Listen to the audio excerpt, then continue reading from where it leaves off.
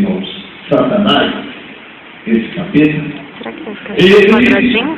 não é canto só agora, não. Ele já Assim, o curso todo, né? Você vai, vamos mudar um pouco. Na época, São Paulo, que na verdade era um missionário, ele morou na casa daquele casal, Áquila e Priscila. Vocês estão lembrados certamente? Já leram acerca disso? Aquele casal era muito amoroso. Eles faziam tendas. Paulo também era profissional em fazer tendas. E Paulo morou ali com eles 18 meses. Nesse período também chegou um moço por nome Apolo. Apolo era um crente, eloquente. Apolo falava muito bem.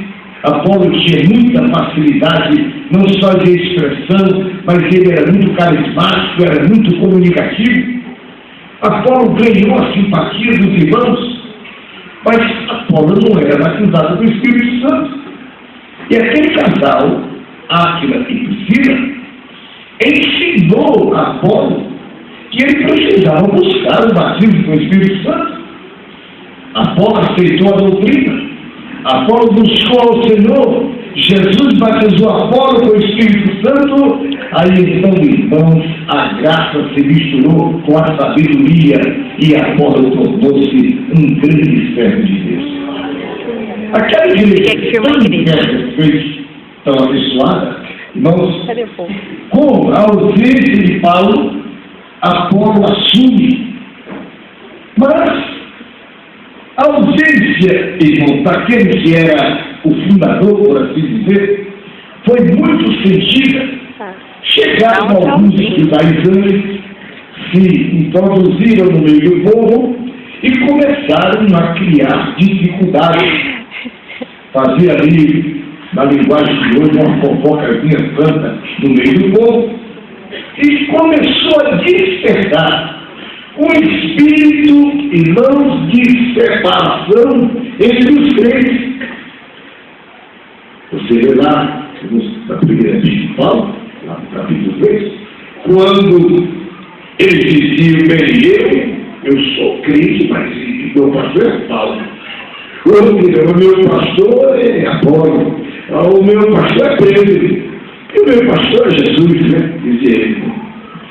A igreja estava dividida em 4 grupos. Quando, irmãos, há este espírito de separação no meio do povo, o inimigo se aproveita para esfriar a fé. Meus irmãos, a unidade espiritual nossa é o vínculo mais forte que fortalece a nossa vida espiritual. Essa unidade, meus queridos irmãos, ela é criada entre nós, ela é revelada através da palavra e da unção do Espírito Santo trabalhando nos nossos corações. São Paulo, quando fala sobre isso, lá no capítulo 4 da epístola que ele escreveu aos Efésios, ele fala da unidade do Espírito, ele chega a dizer, nós somos uma família, a família de Deus. E ele diz que nessa família não deve haver separação, que não há grego, não há legítimo, mas todos são família de Deus. Eu fiquei tão feliz por vir aqui ainda, no nosso querido irmão Maria, filho do irmão Ângelo Cardoso, saudoso Ângelo Cardoso, que passou por aqui muitos anos, não é? Nós nos esquecemos daquele companheiro.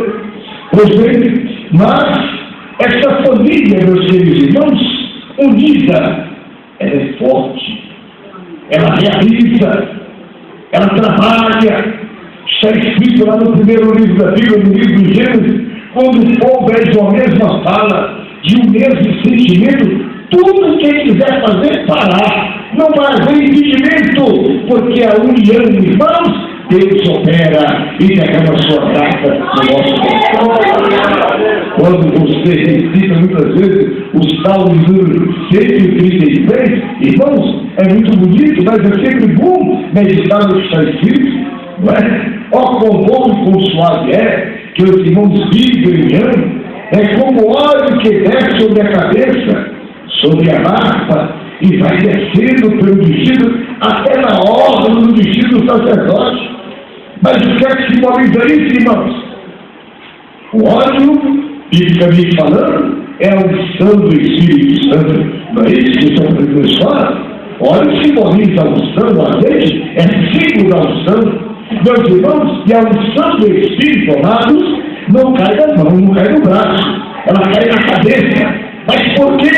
Porque aqui está o equilíbrio do corpo. Você já viu alguém sofrendo na labirintite? Quem sofre na labirintite não tem equilíbrio do corpo, anda cambaleando, perfeito. Mas quem tem saúde espiritual, recebe a unção do Espírito, o salmista diz que desce na cabeça, na barra e vai até na orla do vestido. E o que é que significa isso, pastor? É que Deus quer que você seja unido da cabeça aos pés. Unção do Espírito Santo em toda a sua vida.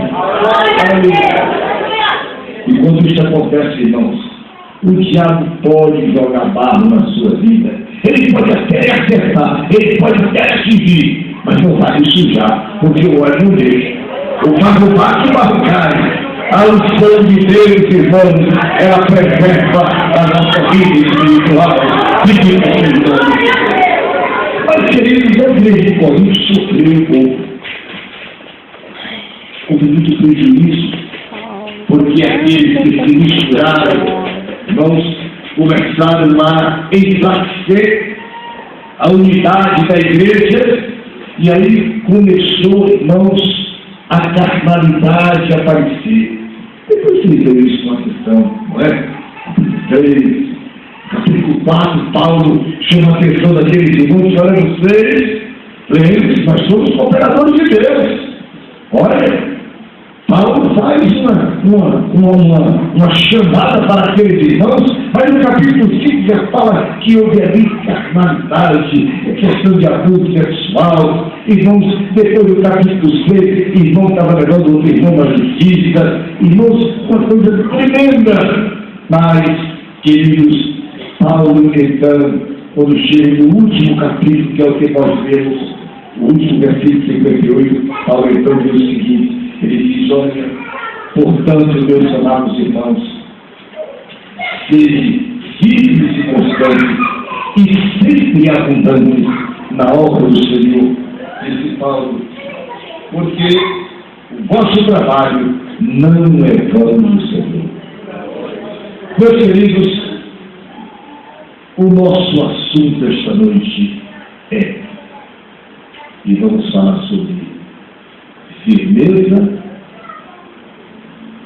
Paulo diz, amados irmãos, serem firmes. Segundo, constância. Terceiro, que mais? Seja firme e constante, que mais? E sempre abundante na obra do Senhor, não é? E quarto, tem uma recompensa. Glória a Deus. Firmeza, constância, irmãos, e que mais? Abundância e o que mais? E recompensa. Glória a Deus.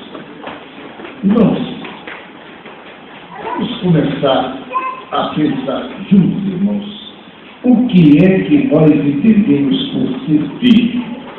Por firme. Olha,